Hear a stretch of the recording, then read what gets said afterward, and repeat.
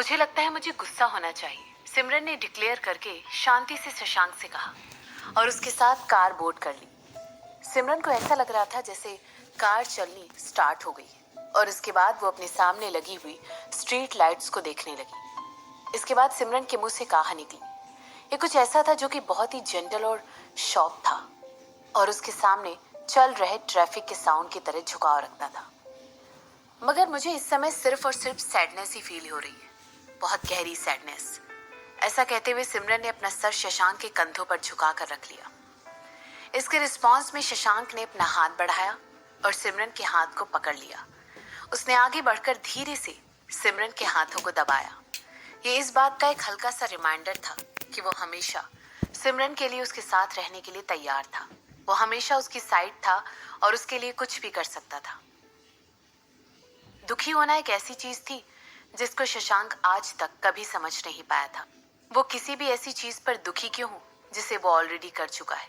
आखिरकार किसी भी नुकसान के हो जाने पर उस पर रोने से क्या फायदा। हालांकि ये सब कुछ सब बदल गया था जब सिमरन अचानक ही 7 साल पहले गायब हो गई थी।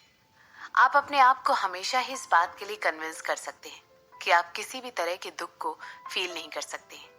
आप बात करने के लिए ट्राई कर सकते हैं या फिर अपने आप ही बार बार उस बारे में बात कर सकते हैं। हमारा दिमाग हमेशा ही उस बात के इर्द गिर्द घूमता रहता है जो हम सोचते हैं। अब चाहे हमें ये बात कितनी भी यूजलेस क्यों ना लगे, लेकिन अंत में बस हमेशा ही अपने दिल को किसी न किसी तरह के गम में डूबा हुआ पाते हैं।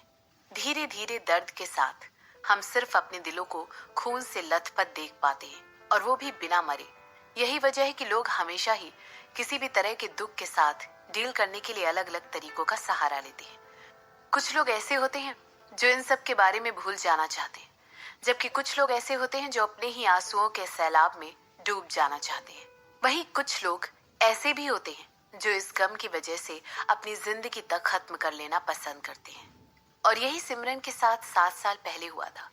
सिमरन भी अपनी जिंदगी खत्म कर लेना चाहती थी, इसलिए नहीं क्योंकि उसे किसी तरह की शर्मिंदगी थी, बल्कि इसलिए क्योंकि उसे दुख था और एक तरह का पछतावा था। वो पूरी तरह अकेली थी और वो जो कुछ भी उसके साथ हुआ था उसका पूरा ब्लेम खुद पर ही ले रही थी। उसे अच्छी तरह पता था कि ये सब कुछ शशांक के लिए बहुत ज्यादा दुख भरा था, पूरी तरह दर्द भरा हुआ। शशांक तो सोच भी नहीं पा रहा था कि आखिर सिमरन ने कितना ज्यादा सफर किया था। वो इस बारे में बिल्कुल भी सोचना नहीं चाहता था कि सिमरन इन सारी बातों को भूलने के लिए आखिर किन किन चीजों का सहारा लिया होगा। अपनी माँ के मरने से लेकर अपने अजन्मे बच्चे का पछतावा और इस बात की पॉसिबिलिटी होना कि सिमरन दोबारा कभी माँ नहीं बन पाएगी। शशांक इन सब चीजों के बारे में सोच भी नहीं सकता था। वो इस दुख के बारे में भी कभी भी नहीं सोच सकता था जिसके थ्रू सिमरन गुजरी थी। वो दर्द जिसने उसे इतना बदलने पर मजबूर कर दिया था, वो सेम दर्द जो कि इस समय उसे गुस्सा होने से रोक रहा था। शशांक को सब कुछ समझ में आ गया था कि आखिर सिमरन इतने सालों से बहुत ज्यादा गुस्सा थी। बहुत ज्यादा सालों से वो बहुत ज्यादा गुस्सा थी और अपने सारे इमोशन को एक मास्क के पीछे छुपाती आ रही थी जो कि वो दूसरे लोगों के सामने दिखा नहीं पा रही थी। पछतावे से लेकर दुख तक और दुख से लेकर बेचारगी तक शशांक को अच्छी तरह पता था कि किसी भी बात पर गुस्सा होना सिमरन का डिफेंस मैकेनिज्म था। ये अपना इमोशंस को पूरी तरह उन मोटी दीवारों के पीछे छुपा लेती थी। शशांक को अच्छी तरह पता था कि सिमरन पूरी तरह कभी ठीक ही नहीं हुई थी। अभी तक उसकी एक भी चोट दिखाई नहीं दे रही थी, लेकिन अंदर ही अंदर उसकी चोटों में खून बहता जा रहा था। शशांक की वाइफ का धीरे धीरे चुपचाप अंदर ही अंदर खून बह रहा था। हालांकि शशांक को अच्छी तरह पता था कि किस तरह उसके सिमरन की जिंदगी में आ जाने से ये सब कुछ पूरी तरह चेंज हो चुका था। उसे पूरी तरह कॉन्फिडेंस नहीं था कि सिमरन भी उससे प्यार करती थी, मगर उसे ये बात अच्छी तरह पता थी कि सिमरन उस पर पूरा विश्वास करती थी, वरना सिमरन कभी भी उसे वो सारे इमोशन नहीं दिखाती जो कि वो उससे इतने सालों तक छुपाती आ रही थी। यहाँ तक कि सिमरन तो अपने इमोशंस पूरी दुनिया से छुपाती आ रही थी, लेकिन फिर भी उसने शशांक को चुनकर अपने दुख को दिखाया। अगर ये पुरानी सिमरन होती तो शशांक को अच्छी तरह पता था कि वो गुस्से से उबल रही होती। हो सकता है उसके गुस्से पर उसका कंट्रोल भी खो जाता, हो सकता है इस समय वो बिल्कुल बेकाबू हो जाती। लेकिन जो सिमरन इस समय शशांक की बाहों में थी वो पूरी तरह अलग थी। वो सिमरन पुरानी वाली सिमरन से कहीं ज्यादा स्ट्रांग थी और वो इस सिमरन को ऐसे ही रखने के लिए कुछ भी करने के लिए तैयार था। मेरे पास डीएनए रिजल्ट आ गए हैं, ऐसा कहते हुए कुछ मिनटों की कंफर्टेबल साइलेंस तोड़ दी थी। इसके बाद शशांक को अचानक फील हुआ कि सिमरन ने शशांक से थोड़ी सी दूरी बना ली थी और अपनी आंखें खोलकर उसने अपना सर उसके कंधों पर से हटा लिया था। इस समय सिमरन उसकी तरफ देख रही थी, पूरी तरह उसमें खोई हुई उसके चेहरे की तरफ। और सिमरन ने पूछा, वो तुम्हारे पिता नहीं है? शशांक ने कहा, वो तुम्हारे संबंधी हैं, हो सकता है तुम्हारे अंकल। मैं ऐसा तो बिल्कुल भी नहीं कहना चाहूंगी कि मैं सरप्राइज हुई हूँ। ऐसा कहते हुए सिमरन एक बार फिर से शशांक के कंधों पर झुक गई और लेट गई। इसके बाद वो आगे कहने लगी, मुझे लगता है मैं मेन वाली कपूर फैमिली का हिस्सा हूँ। ऐसा कहते हुए सिमरन ने एक बार फिर अपनी आंखें बंद कर ली।